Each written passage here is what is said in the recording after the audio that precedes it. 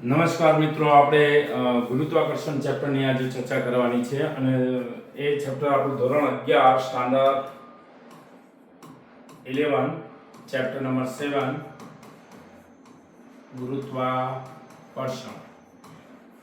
આ ગુરુત્વાકર્ષણની અંદર આપણે સીધા પ્રેક્ટિકલી તમને કહી દઉં કે પરીક્ષા લક્ષી જ આપણે જઈએ તો આગળની બધી કથા બાજુમાં મૂકી અને સીધા જઈએ તો મહત્વનું પહેલું આવશે કેપ્લર્સના નિયમો. અને કેપ્લર્સે આપણને ત્રણ નિયમો આપેલા. ત્રણ નિયમમાં પહેલો નિયમ આપણે શરૂઆત કરીએ એ પહેલા મોટા ભાગે પહેલા એવું માનવામાં આવતું કે બધા જ ગ્રહો વર્તુળાકાર કક્ષામાં ફરે. એમાં વળી ટોલેમી આવી ગયા, એમને તો એમ કીધું કે પૃથ્વી કેન્દ્ર સ્થાને, સૂર્ય તેમજ બીજા અન્ય ગ્રહો એની આજુબાજુ વર્તુળાકાર કક્ષામાં ફરતા.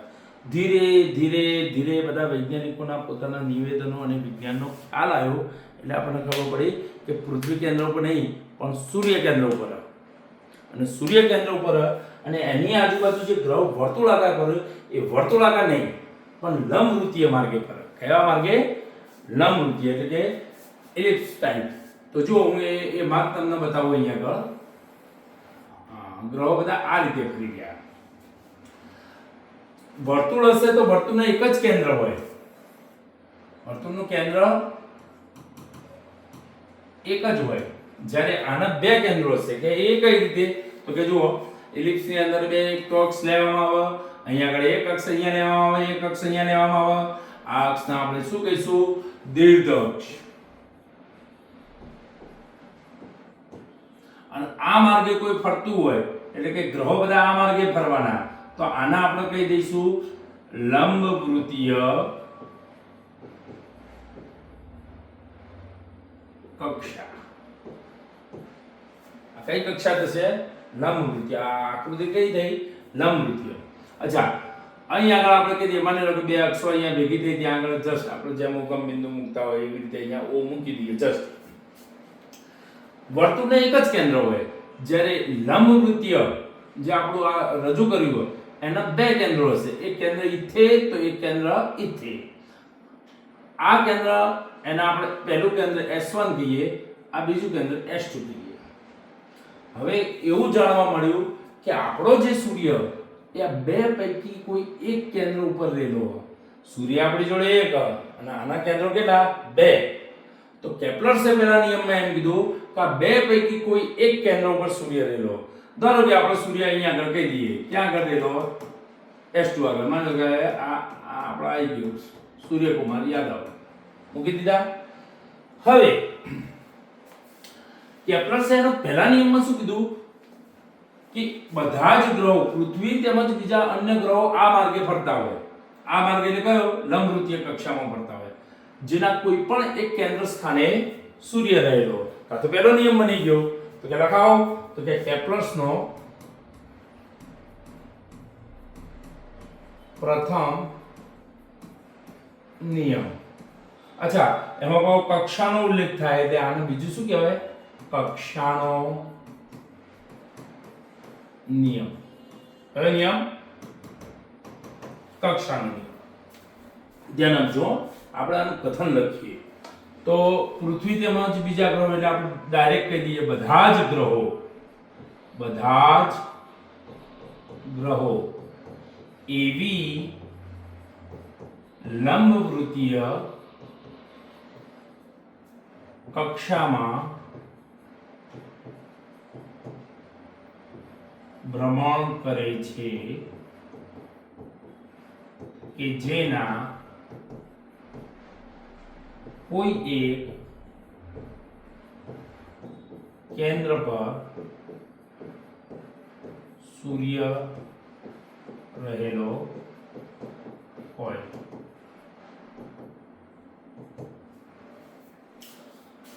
કતો સૂર્ય રહેલો છે એમ કહો તો પણ ચાલે, આમાં કોઈ બહુ વધારે કોઈ જુદું કરવાની જરૂર નથી. પણ આ આપણો કેપ્લર્સનો પહેલો નિયમ થયો કે બધા ગ્રહો પૃથ્વી એક ગ્રહ તરીકે લઈ લેવાની. પૃથ્વી તેમજ બીજા બધા જ ગ્રહો કઈ કક્ષામાં ફરી રહ્યા? લંબવૃત્તીય. એટલે એવી લંબવૃત્તીય કક્ષામાં ફરી રહ્યા કે જેના કોઈ એક કેન્દ્ર સ્થાને સૂર્ય રહેલો હોય. ચલો આ આપણો પહેલો ટાર્ગેટ પૂરો થઈ ગયો. કેપ્લરનો પ્રથમ નિયમ તો આવડે એવો સાહેબ, ઈઝી. તો આપણે બીજા નિયમ તરફ જઈએ. કેપ્લર નો બીજો નિયમ, ધ્યાન આપજો, બહુ મજા આવે એવો નિયમ અને આપણે સમજવાનો, બરાબર. અહીંયા ધ્યાન આપજો. બીજો નિયમ, તો પહેલા નિયમનો કક્ષાનો નિયમ કીધો તો આની અંદર ક્ષેત્રફળનો ઉલ્લેખ કર્યો, એટલે આ નિયમને આપણે શું કહીશું? ક્ષેત્રફળનો નિયમ.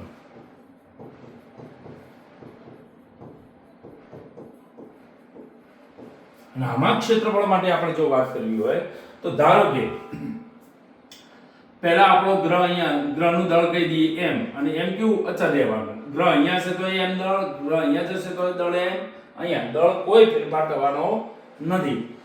માની લો કે પહેલા આપણે એ ગ્રહને એ સ્થાને ગણી લઈએ. કયા સ્થાને હોય? એ સ્થાને. સૂર્ય અને ગ્રહને જોડતી રેખા, એટલે એ આ રેખા જેનું અંતર કેટલું કહી દઉં હું? r. જો અહીંયા ધ્યાન આપજો, આ બિંદુથી અહીંયા સુધીનું અંતર એ આના માટેની ત્રિજ્યા થશે, જે અર્ધ દીર્ઘક કહેવાય, અડધી, જેને એ કહીશું. બાકીની અડધી અને બીજો એ કહીશું. ટોટલ યહાં સે લેકે યહાં તક હાઉ મેની? તો કે 2a. તો આપણે જે દીર્ઘક નક્કી કરી એની લેન્થ કેટલી? 2a. તે જ રીતે આ બાજુ પણ આપણે કહી દઈએ આટલું આ અંતર હશે, એ કેટલું કહીશું આપણે? b. તો બાકીનું એટલું ને એટલું અંતર b. How many distance? તો કે 2b. બરાબર. એમાં આ શું થઈ? તો કે અર્ધ દીર્ઘ અક્ષની આ જે આપણે કહીએ ને આ ભાગ આવ્યો એક નાનો, કે અર્ધ દીર્ઘ અક્ષ, આખી અક્ષ હશે 2a અને અડધી થઈ એકલી a. તો ટોટલ અહીંયાથી અહીંયા સુધીની આપણે જો ગણન ભૂલ થાય, દીર્ઘ અક્ષ એટલે 2a અને અર્ધ દીર્ઘ અક્ષ એટલે એકલો a. ક્લિયર? કમ્પ્લીટ? હવે જુઓ અહીંયા તો આપણે કેલ્ક્યુલસનો બીજો નિયમ, અને એ પાછું શેનો કીધો? ક્ષેત્રફળનો. તેના માટે ક્ષેત્રફળ આવરી લઈએ આપણે. માની લો કે આ ગ્રહ પહેલા શરૂઆતમાં એ સ્થાને અહીંયા, હવે થોડોક સમય જવા દો. થોડોક સમય એટલે માની લો કે એ સમય આપણે ડેલ્ટા ટી કહીએ. ગ્રહ ફરતો ફરતો ફરતો ફરતો ફરતો ફરતો ફરતો ફરતો ફરતો અહીંયા આવશે. કયા સ્થાને? બી સ્થાને. ફરીથી સૂર્ય અને ગ્રહને જોડતી રેખા એટલે અહીંયા આપણા આ કહી દઈએ, અને એને કંઈક અહીંયા ક્ષેત્રફળ આપ્યું છે.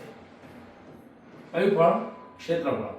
જેમાં આપણે એક કામ કરીએ, ગ્રહ અહીંયાથી અહીંયા સુધી ગયો, એનું સીધું અંતર કહીએ તો એ અંતરને આપણે કહીશું આ અંતર ડેલ્ટા s, જેને ગ્રહનું સ્થાનાંતર કહેવાય. ગ્રહનું શું થયું? સ્થાનાંતર. ચલો એ આ આપણે અંતર કઈ થયું? તો કે સૂર્ય અને ગ્રહને જોડતી રેખાવાળું અંતર, એને શું કીધું? આ ગ્રહનું સ્થાનાંતર ડેલ્ટા s. અને આ ડેલ્ટા s સ્થાનાંતર ના જો હું સમય વડે ભાગી દઉં, એટલે કે આપેલ સમય વડે ભાગી દઉં, તો ગ્રહનો આપણને શું મળે? વેગ. જો આ ગ્રહ ધારો કે કેટલા વેગે છે? તો અહીંયા v વેગે. કેટલા વેગે? v વેગે. આવો ભયંકર વિચાર આપણે આ બાજુ આવ્યો. માની લો કે ગ્રહ અહીંયા આપણો ઓબ્ઝર્વેશન અવલોકન કરવાનું મૂકી દીધું. થોડો સમય જવા દીધો, થોડો સમય જવા દીધો, એટલો સમય જવા દીધો કે આ ગ્રહ ફરતો ફરતો ફરતો માની લો કે અહીંયા આવ્યો, અને b થી ફરતો ફરતો કઈ આગળ આવી ગયો? a ડેશ આગળ. ફરીથી વિચાર આવ્યો, ફરીથી અવલોકન કરવું હોય તો ફરીથી અવલોકન કરીએ આપણે. અહીંયા જુઓ, ફરીથી અવલોકન કરવા માટે સમય એને જ રાખો, સમય બદલું નહીં.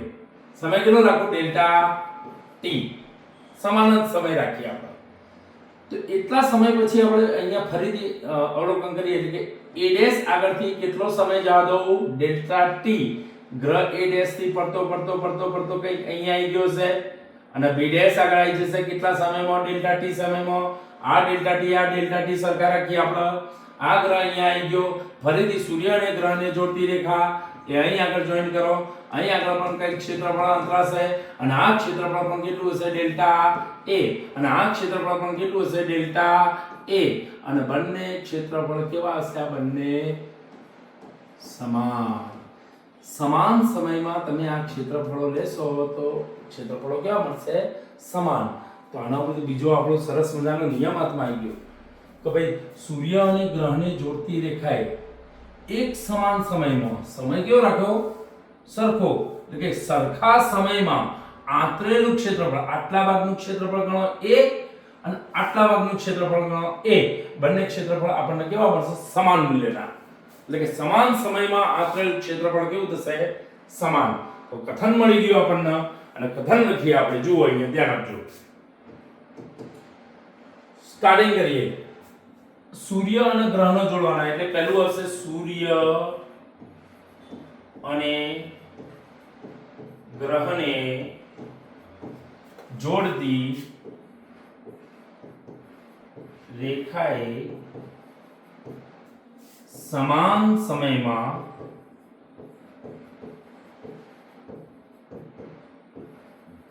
આંતરેલ ક્ષેત્રફળ સમાન હોય છે. આ થયો આપણો કેપ્લર્સનો બીજો નિયમ.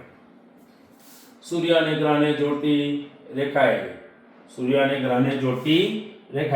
સમાન સમયમાં આંતરિક ક્ષેત્રફળ કેવું હોય? સમાન હોય છે. અને બીજો નિયમ એ કહેવાય. અને બીજું શું કહેવાય? કયા ફળનો? ક્ષેત્રફળ માટેનો નિયમ. ચલો આપણે લખી તો દીધો, હવે આને સાબિત કરવું. સાબિત કરવા માટે બરાબર ધ્યાન આપજો. અહીંયા આગળ સાહેબ શું સાબિત કરશો? તો કે જો સમાન સમયગાળામાં સમાન ક્ષેત્રફળ મળતું હોય તો આ બેનો ગુણોત્તર આપણને કેવો મળવો જોઈએ? 6 અને આ આપણે શું કરવું? શાક કરો. does not દાળ ભાત only for શાક. સાબિત કરવું. તો આપણે એક કામ કરીએ. આને અહીંયાથી ઉઠાઈ લઈએ અને આટલી વક્રતાને અવગણીએ એટલે આ આકાર કયો થયો? ત્રિકોણ. કયો થશે? હા, આ જો હું ઘાટું કરું એ આ ઘાટું કર્યું, આ ઘાટું કર્યું. આટલી વક્રતાને અવગણીએ તો આ કયો આકાર થશે? ત્રિકોણ. એના એક બાજુનું મૂલ્ય r હોય અને આ બાજુ ડેલ્ટા s હોય. બરાબર ધ્યાન આપજો. તો આવા ત્રિકોણનું કઈ ફળ? ક્ષેત્રફળ. અને ક્ષેત્રફળનું કહું ડેલ્ટા a બરાબર શું થાય? અડધો પાયો વેધ્યો. અડધો પાયો વેધ્યો. અચ્છા. તો સૂત્ર મોચીનથી હજી અહીંયા લાવો. ડેલ્ટા a બરાબર તમે એવું કહેવા માંગો કે અમે પાયો અને વેધ બે ઉઠાઈ લઈએ. ચલો આની અંદર પાયો અને વેધ ઉઠાવવો હોય તો પાયો કયો અને વેધ કયો? સાહેબ બે પડ્યા. r અને ડેલ્ટા s બે ગુણી નાખો. અરે વાહ, r અને ડેલ્ટા. પરંતુ કિંતુ લેકિન અન્યથા અર્થાત પણ બટ આપણે જાણીએ છીએ કે આ સૂત્ર મુજબથી જો ડેલ્ટા s હું અહીંયાથી ઉઠાઈ લાવું તો ડેલ્ટા s ના કરતા કરું તો શું થાય? તો કે v into delta t. v અને ડેલ્ટા t નો ગુણાકાર થશે. અરે જે થાય ઉઠાઈને અહીંયા લાવો તો અહીંયા શું થશે? 1/2. અહીંયા v, અહીંયા સોરી આ લખવાનું રહી ગયો. r પહેલા લખીએ આપણે. r રહી ગયો તો r લખો. પછી ડેલ્ટા s ની જગ્યાએ શું લખો? v delta t. સાહેબ આના જેવું કંઈ થઈ રહ્યું. Delta a upon delta t. Delta t કિથે? ઇથે. અને ડેલ્ટા t ને અહીંયા લાવું તો માટે તમે લખાઈ શકો delta a upon delta t બરાબર. જો આ ડેલ્ટા t અહીંયાથી નાહી જાય તો વધે કેટલું? તો કે એક તો સાહેબ અહીંયા v પડ્યો, એક r પડ્યો અને અહીંયા ટૂંકમાં 1/2 rv. 1/2 rv. એક કામ કરીએ, થોડા આગળ જતા રહીએ. આપણને સૂત્ર કઈ મળ્યું હતું છેલ્લું એ યાદ કરીએ. સર છેલ્લું સૂત્ર તો delta a upon delta t બરાબર 1/2 લખ્યું હતું, r into v લખ્યું હતું. હવે સમગ્ર ગતિ દરમિયાન ગ્રહ જ્યારે ફરતો છે ત્યારે એનું દળ બદલાતું નથી.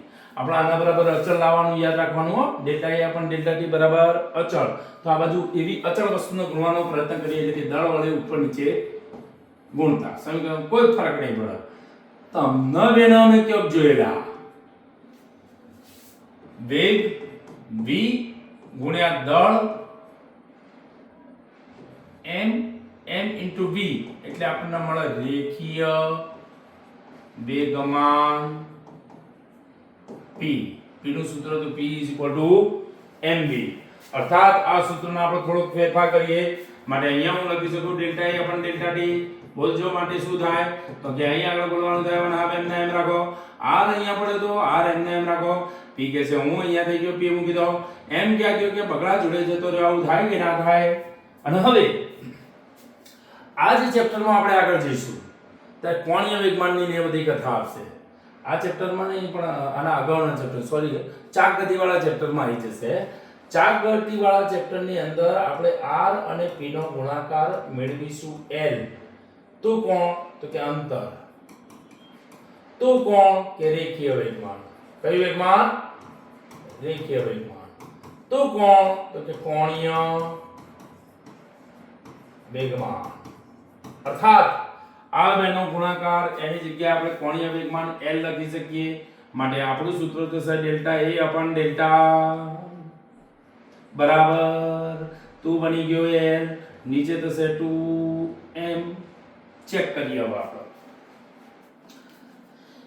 l તમે કોણ છો? તો કે કોણીય વેગમાન. આપણો જે ગ્રહ ફરી રહ્યો એમાં કોઈ બહારથી વધારાનું ટોર્ક લાગતું નથી અને ગ્રહ માટે અહીંયા ટોર્ક શૂન્ય હોય ત્યારે l બરાબર અચળ અને આ નિયમ થયો કોણીય વેગમાન સંરક્ષણનો નિયમ. અને એ એમ કહેવા માંગે કે જ્યારે ટોર્ક શૂન્ય, હવે આપણો જે ગ્રહ ફરી રહ્યા, જે ગ્રહનો આપણે ઉલ્લેખ કરી રહીએ એ ગ્રહને જઈને આપણે કોઈ ફેરવવા જવાના નથી, તમે કે હું, બરાબર? એટલે એના ઉપર કોઈ ટોર્ક આપણે વધારાનું એપ્લાય કરતા નથી. તો ટોર્ક કેવું? શૂન્ય. ટોર્ક શૂન્ય તો l કેવો? તો કે અચળ. એનો મતલબ કે આમાં l કેવો રહેવાનો? ચંચળ. તો રહેશે. અચ્છા, દળ. કોઈ પણ વસ્તુ તમે માની લો કે ફરતી હોય રાઉન્ડમાં, એક રાઉન્ડમાં ઓટો મારીને પાછી આવે એટલે 10 કેજીની વસ્તુ 20 કેજીની ના થાય. દળ તો કેવું રહે? અચળ. એનો મતલબ સમેવ અચળ. બગડો. સોમવાર, મંગળવાર હોય કે મહેસાણા હોય કે અમદાવાદ હોય, બગડો તો બગડો કહેવાય, બગડાની કિંમત ચેન્જ થશે નહીં. એ બી કહેશા અચળ.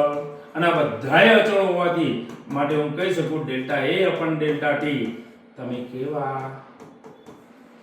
અચળ. માગે વસ્તુ મેળવી દીધેલ છે. બરાબર? આવા અલગ અલગ વિડીયો હું તમારા માટે પરીક્ષા લક્ષી લેતો હોઈશ મિત્રો. સતત તમે YouTube ચેનલ જોતા રહેજો. બરાબર? આપણા સ્કૂલના વિદ્યાર્થીઓ મેક્સિમમ આનો ફાયદો લે અને આ વિડીયો માત્ર સ્કૂલના વિદ્યાર્થીઓ માટે હું બનાવી રહ્યો, પણ તો છતાંય જો કોઈને ફાયદો થતો હોય તો બીજા વિદ્યાર્થીઓ પણ આને જોઈ શકે. પણ આપણો હેતુ માત્ર સ્કૂલના વિદ્યાર્થીઓને સારું રિઝલ્ટ મળે, રિપીટેશન થાય એ હેતુસર બનાવવામાં, ડઝ નોટ કોમર્શિયલ. આ કોઈ ધંધાકીય હેતુથી આપણે વિડીયો બનાવતા નથી. આ ધંધા માટેનો વિડીયો નથી, શિક્ષણ છે પ્યોરલી. આનો કોઈ પૈસો નહીં, કોઈ ચાર્જ નહીં, માત્ર સ્કૂલના વિદ્યાર્થીઓ માટે આપણે આ વિડીયો બનાવેલો છે. તો મિત્રો આને તમે રિપીટ કરી શકો, આ થિયરી તમે જોઈ શકો. હવે કેટલીક આઈએમપી થિયરીઓ લઈ અને હું તમારી સમક્ષ રજૂ થઈશ. તો આજે આપણે આટલું રાખીશું મિત્રો. ધન્યવાદ. ઓકે, જય હિન્દ.